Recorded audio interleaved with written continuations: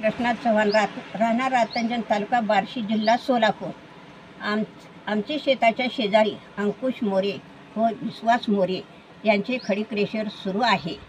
खडी क्रेशरमुळे सर्व शेतामध्ये पिकावर धूळ उडत आहे। त्यामुळे पिकाचे प्रचंड नुकसान होत आहे। तरी तहसील कार्यालय माहिती देऊन आमची सर्व शेतकऱ्याची दखल घेतली जात नाही। खडी क्रेशरच्या धुळीमुळे आणि आवाजामुळे शेतात कोणी कामालाही येत नाही।